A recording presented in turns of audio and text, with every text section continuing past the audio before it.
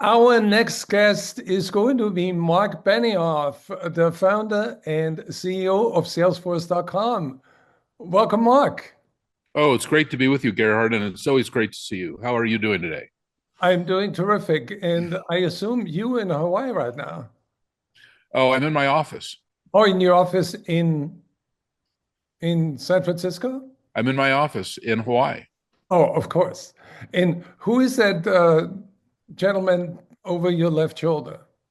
Oh, that's Astro, our agent.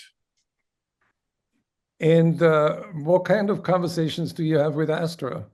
Oh, he knows a lot of things, and you'll find out one day, how exciting that is, Gerhard. I want to zoom back to your very first programming job. You were creating an app that taught people how to juggle. That's exactly right. Well, you have a very good memory, don't you? That Do was you? way back in 1979.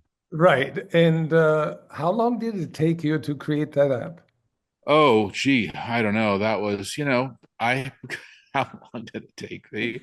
I mean, that was way back in the day. I was 14 or 15 years old, and I was living in Hillsborough in Burlingame, California, and I was cleaning jewelry stores actually for Currents Jewelry in Burlingame, and that was my job during high school. And then after my job, I'd walk across the street to the Radio Shack store, and I'd program on the what was the TRS-80 Model 1 4K computer that had just come in. It was like $500, and I just thought that was the most exciting thing I had ever seen, Gerhard. I'll tell you, it was really cool. And I mean, it was kind of manifest destiny, that yeah, I could work on a computer and see it do something. I just love that.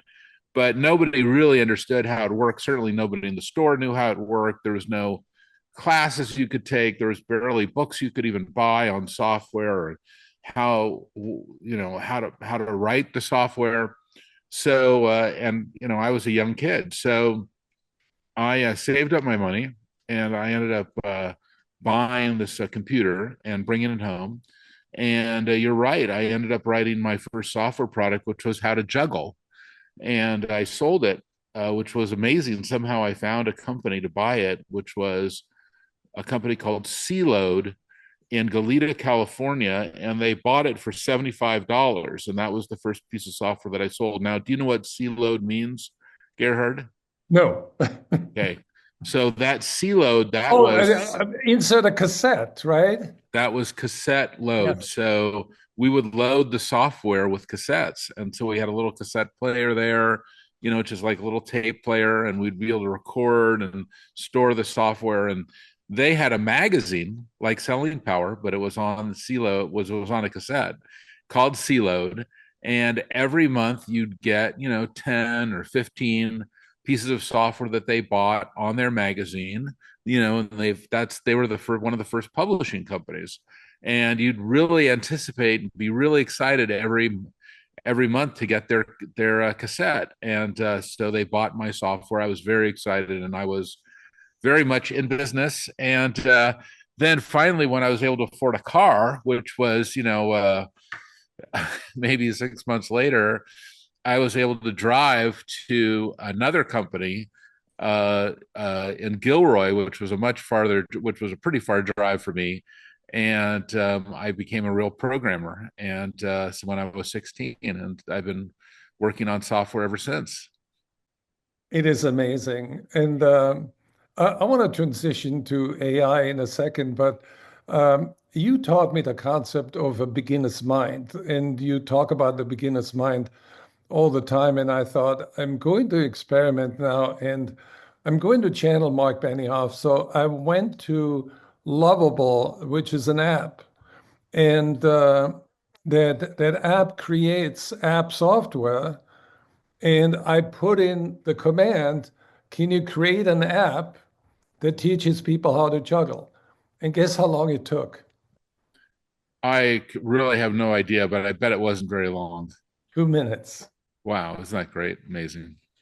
So we live in the age of a marvelous age where everything is going to be transformed through AI, every sales process. So can you tell us a little bit about Agentforce? How did the idea germinate? How did you pivot just before Dreamforce to make this the key theme? And how did you go to Agentforce 2.0? And now I also want to know what's on the horizon. Well, you're right. You have to cultivate a beginner's mind. And that is one of the key things, especially at this point in history. The Japanese use the word shoshin. Shoshin meaning a beginner's mind. It's a kind of a Zen construct. And this idea that we have to kind of look at everything new. And of course, in technology, that's the only way you're ever going to succeed anyway, because technology is always getting lower cost and easier to use. It's a continuum. So this is just at a moment in time where we are seeing incredible new technology, especially with artificial intelligence. And this is a moment where all of us are really going to see some incredible things. Now, we already have a lot of that on our phones, right? You probably have one of these dozen AI apps where you can ask it all kinds of questions and things associated with what's going on in the world. And, it reminds me a little bit like when I had an Encyclopedia Britannica, when I was like wanted to know something, I would have to like go on my bookshelf, grab my Encyclopedia Britannica. That's when I would be able to like learn what was going on. Now, instead, I just use the app and ask the question, hey, what about this? What about that? I want to learn about this, compare this to that.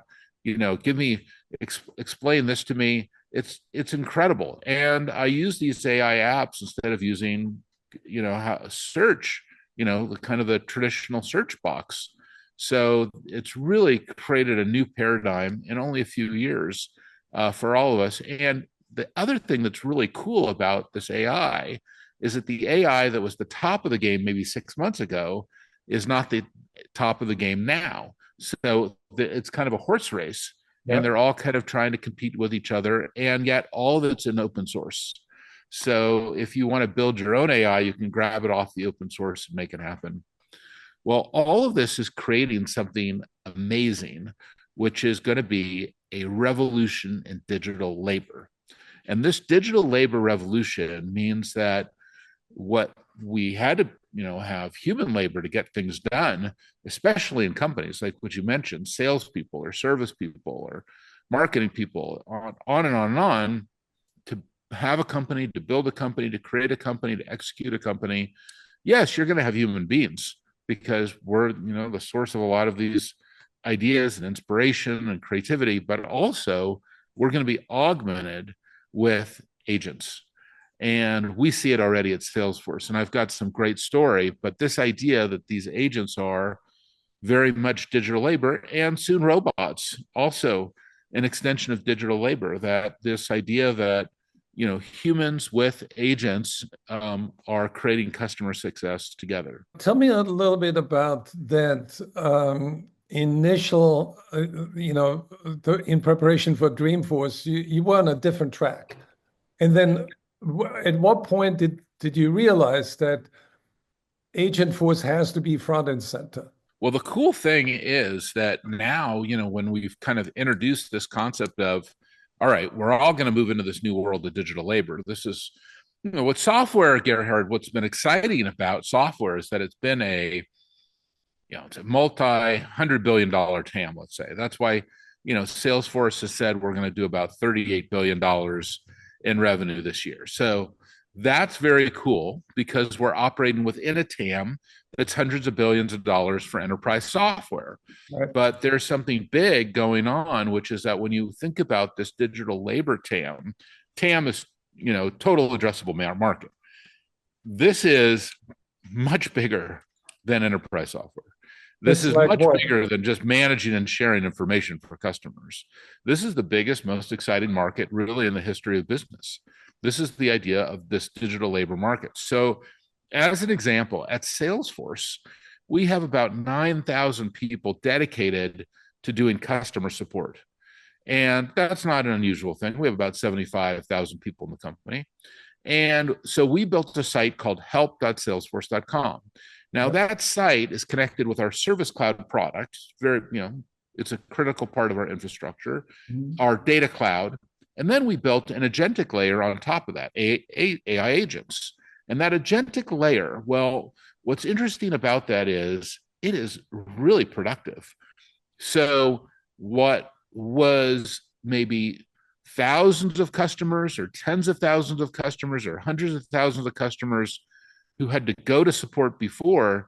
Now they're able to actually get their questions answered by the agents. And when they can't get their questions answered by the agents, it's instantaneous.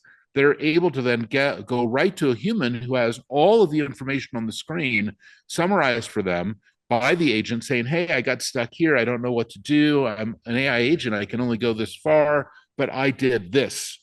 So that is what's very exciting, is that humans with agents can work together. And at Salesforce, well, we'll probably be able to take now 4,000 or 5,000 of our employees who were working on customer support and move them to other critical functions like sales, or things that require human interaction. And that is, wow, that is really different, because even a year ago we could not do that, and today that's working. How much training do those agents get? How much data do you feed their brain?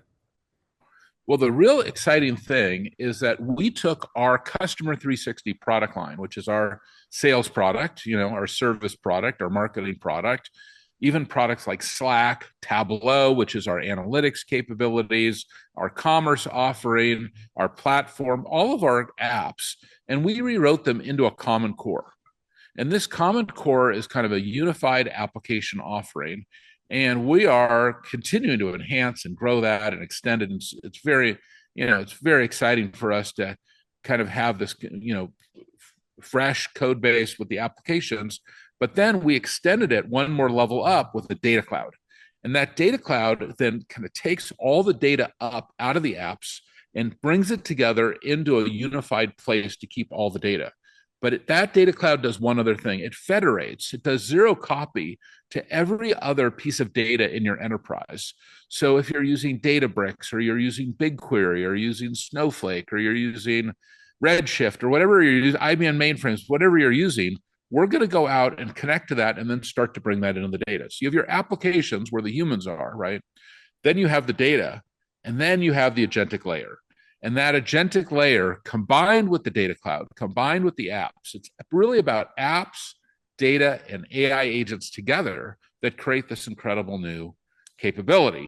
And so we've seen some awesome stories. Now, I told you the Salesforce story, but there's another incredible company called Lennar. And what Lennar is this, do you know who they are? They're the #1 home builder in the United States. Yeah. So they're based in Miami. They're an incredible company, multi-generational company, and they have always had issues that they've wanted to transcend in their business that they've not been able to transcend. And simple things like, #1 is they want to provide 24/7 care to all of the homes that they've sold and all their homeowners. They want to be able to sell new products to all of those homeowners, like mortgages or insurance or these kinds of things. They want to be able to do things with those homeowners and provide a level of expertise that extends beyond their employees. So what they did was they were at Dreamforce because they're a huge Salesforce customer. And they went back to Miami and they did a hackathon. And this hackathon was really cool, where they came up with all these use cases of how the AI is going to transform Lennar. And then they build it and then are deploying it, and the financial results that they're seeing, they think they're going to save huge amounts of money by doing this, but they think they're going to make huge amounts of money also. And that is what I'm so excited about with so many of our customers. So do you call this Agentforce 2, or do you call it super agents? What is the terminology here? Well, this Agentforce platform has already had a couple of versions. I think we've gone from 1 to 2 to 3. 3 is coming, 4 is coming, 5 is coming, right, because it's going so fast. But when you see the customer success and what's happening, it's really incredible.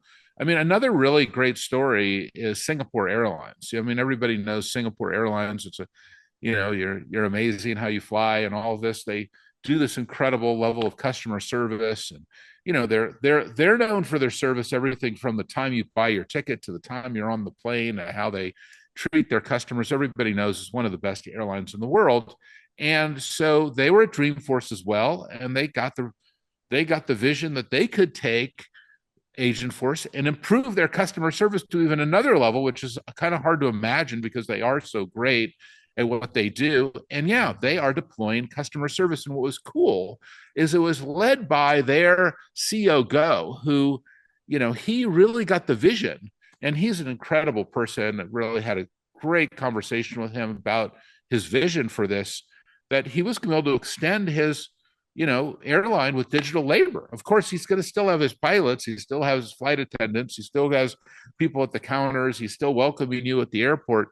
But that whole idea that you could provide a level of capability that is beyond even what all of his incredible employees are doing. And to that point, even in the airports themselves, Heathrow Airport is one of the first Agentforce customers that when you get to Heathrow, you have an AI app that is going to help you to get to the right gate and make sure that you get to the right, organizational, point for you. But the thing that's interesting is that these aren't just AI agents that are just having kind of some transactional conversations and then they move on. All of this is kept in these apps and in our data cloud. And at any point while you're working with them, if you want to be connected to a human, that link is right there because it's about the apps, it's about the data cloud, it's about the agents all working together, because all of that really is just one piece of code. And this is what's getting me excited about what the possibilities are for the future, especially when I see so many stories emerging from our customers so quickly. So you have published like 3 books now? I think I've had a few books, exactly.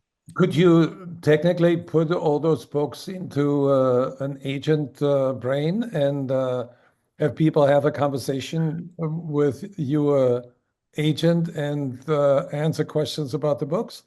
Well, I think you could do something even bigger. You could take all the podcasts and you could take all the articles and you could take Right. all the books and you could take everything and put it into a data cloud. But to that extent, let me tell you something cool that I just did at Salesforce. I just took all of it and put it into our data cloud, and I put an agent on the front of our website. So if you go to salesforce.com, you'll see there's a little agent hanging out there, Right. and that agent is connected to everything inside our company that we've kind of put jammed inside to our data cloud. And yes, it's all connected to our apps, and it's a whole different experience on the web, and I'm very excited about that. You're telling me stories that really resonate 2 ways. One is they resonate because your agents help businesses grow. But the second part of the story is that your agents also can be deployed to create a higher touch experience, a better customer experience. So where do you see the future? Where do you think this is going? Because when I look at technology, it has side effects, like medicine has side effects, and you were probably the first one to talk about trust and accountability and guardrails. So, can you share how sales leaders and CEOs need to think about the integration of agents with their workflow, but also having boundaries that people use it for good? Well, I think that you're really touching on something that's really critical, which is that this is software, number one. This is not magic. So, this is software, and these are apps. This is a database, and this is agents, AI, and it's all one piece of code at Salesforce. And in that platform, you're right, we have the capabilities to create the guardrails, the trust rails, the ideas that you're going to have the governance to make sure your agents are staying in the right lane, doing what you want them to do, not something else. And this is going to be very critical. And this isn't just some independent piece of software running outside of everything in your company. This is all deeply integrated into what you're doing. And that will be very important because you're right, this will be about your brand. You can believe that when we talk about companies like Salesforce or Lennar or Singapore Airlines, that these are big brands, and those CEOs like me want to make sure that you're having a good experience with that agent and that you're getting your questions answered and that you're having a good service experience, you're having a good sales experience, you're having a good marketing experience, whatever it is. And we're at the beginning of this journey. So today, when you go to Heathrow Airport, for example, and you get to the ticket counter, there's not a robot yet behind the ticket counter that you're interacting with yet, right? It's still there's human beings. But we can all imagine, because we've seen the movies and we know kind of where I think technology is, that within some kind of short order, there's going to be some kind of robotic layer as well. It's not just going to be the self-service, machine that we have now, which is kind of the beginning. Right. It's going to be more of a humanoid type robot experience, and Right. it's going to still they'll be connected to your corporate database. It's still going to be connected to that guardrail system. It's still going to be connected to those apps, and it's Right. still going to be connected to humans, Right. because technology is not good or bad. It's what we're doing with it that matters. And this is going to take a while to get this exactly right, but we're on the cusp of a new vision for what's possible with technology. And we can see that. You can go to help.salesforce.com and see the beginning of that. And I think for many of our customers, like we have this great company, Remarkable, that makes these incredible digital pads, and they have this running on their service already, or the Equinox gyms, and they have it running on their service already. And so we're all kind of get into this in the beginning, and I expect thousands and thousands of companies will kind of really be out there this year. And this is going to happen much faster than what we worked on initially together. You probably remember 20 years ago, we started working on the cloud together. And, Right. there was a lot of hesitation. And you remember all of those conversations we had. Is this really going to happen? Why is this going to happen? And then we got into social, we got into mobile, we got into the beginning of AI, predictive. That was 10 years ago. Right. And now we're in the generative world, and there's more AI coming, in the future. So we are There's another. excited. This is what's exciting about being in the technology industry. There's something else that I really like about your website is Trailhead, because people can go there and learn for free. Absolutely. Well, I think this is really important. The reskilling, upskilling, everyone is going to have to learn. We've been saying this now for a long time. You know that Trailhead is not Right. something new. And we try to train and educate and create trailblazers. And now we're going to try to create agent blazers. And this So, idea of a huge, well-educated, value-based community, that's something that we're very much in favor of. And look, if you go back, Gerhard, the very first conversation we had was about philanthropy. We put 1% of our equity, our profit, our time right. into a foundation. That was our very first conversation. You were Mhm. shocked. And now you look at, we've done $1 billion of grants. We've done 10 million hours of volunteerism. We've done 50,000 nonprofits and NGOs run on our service for free. We've always been a values-based company. Now, of course, things are always changing, but our core values have not changed. We're still about trust. We're still about customer success. We're still about innovation. We're still about equality. We're still about sustainability. We're about all of these things. And yet we're moving forward because we are a technology company. Now, we're now the second largest enterprise software company in the world after Microsoft, which is kind of hard to believe, right? It's kind of amazing. Isn't this an amazing moment? So Right. it's fun to talk to you after a couple decades. I don't know if we have recordings of our very first conversations, but they were very, very not so different than this one. Exactly. And Yeah. and I think that that's the key, Gerhard. Really, I really do think that is the key. Well, you have influenced so many leaders, and I'd like to pick your brain a little bit about leadership. What are the top three qualities of a successful leader? Not just ordinary success, but consistently successful leader. You got to get clear about what you want. We already used one Japanese word here, which was shoshin. That's the beginner's mind. Well, that's a beginning process to, you want to clear your mind, and then you want to say, what do I really want? That Japanese word is ishi, intention. What is your intention? Get crystal clear, have radical faith about what you want. And you've got to believe that, it's getting created, whether you realize it or not. So you better get clear. What is it that I really want? What am I really trying to achieve here? Because that is going to happen. And, what do you want for yourself, for your family, for your business, for the world? What do you really want? That is, I think, at the beginning of every hero's journey, is what is the absolute intention and clarity that they need to have on what they want right now. And the second part is what we talked about earlier, is then what is really important about it? What are the core values? What are those values that will guide that vision? Because you can achieve business success or any kind of success, life success, in a lot of different ways, but you have to decide what your core values are as well. And that's a whole different ball game. And look, none of us are perfect. We all need a lot of forgiveness in our lives. We all know that. But I can tell you this, that idea that we can adjust our core values and kind of get to a greater level of success, this is really important. What did you learn from Tony Robbins? I learned from Tony Robbins that it's that key part of your state that's important. You've got to get in the right state of mind, the right state of body. You've got to really be ready in your heart of hearts to know, okay, I'm going to create the success, because your state is connected to your success. Now, also, the quality of your questions is connected to your quality of your success as well. You can say that idea that asking a key question like, what do I really want, is going to be really important to you. We can see that with the AI. Prompt engineering is the quality of your question.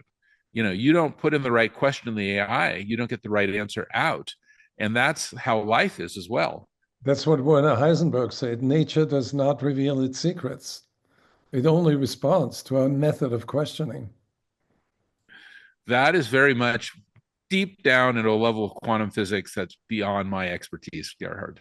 I know. Well, beyond mine too.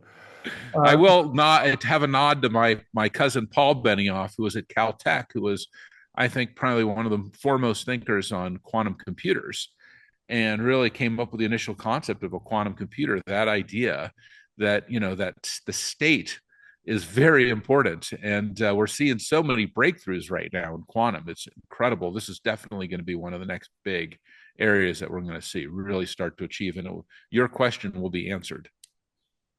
well, I want to commend you on your success. You have been at it for over 25 years, and you still have the beginner's mind, and you still have that mindset of that entrepreneur that is wide-eyed, that is curious, want to see how to get through the next breakthrough.